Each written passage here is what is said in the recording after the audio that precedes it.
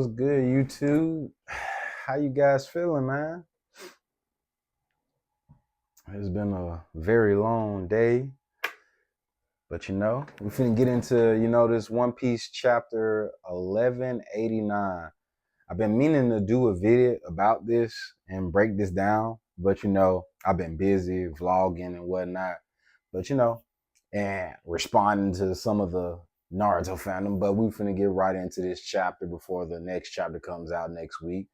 So better late than never. So let's jump right into it. And I'm gonna give my takeaway from it so far.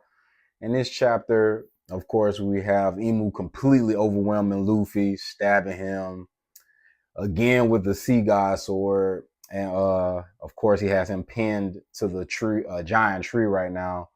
And it's not looking too good for my boy, It's not looking good at all. And I'm not appreciating what is going right now. Oda got me on the edge of my seat stressing.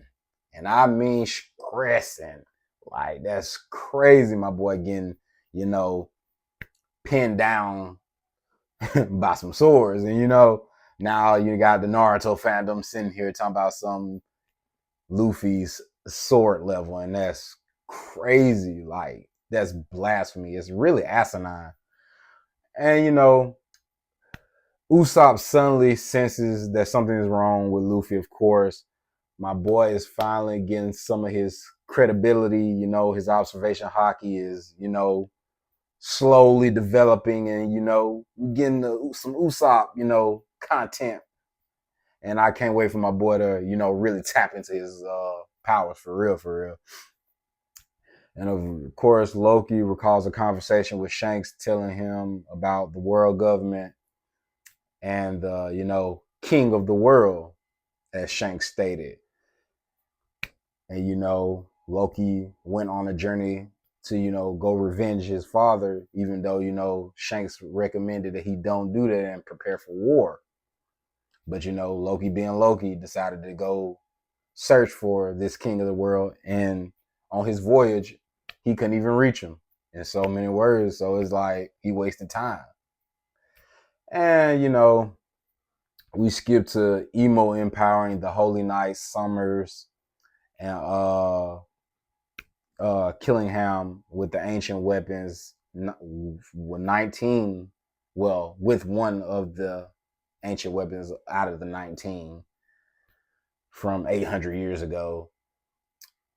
And right now, it's not looking too good for Sanji and Zoro, but we'll have to stay tuned and wait to see how that goes.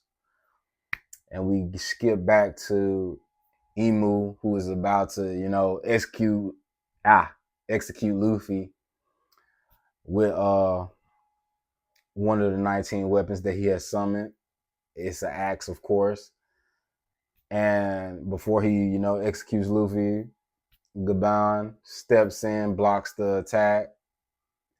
And, he saved Luffy in a nick of time. But, the biggest takeaway from this is we're getting a clearer understanding of the world government. And hopefully we're about to see what Gaban does in this brief moment against Emu. We'll see if he holds out or if this could possibly be the end for, one of the wings of the Pirate King. Which I don't feel like is going to be the end of Gaban, because if that was the case, Rayleigh would have,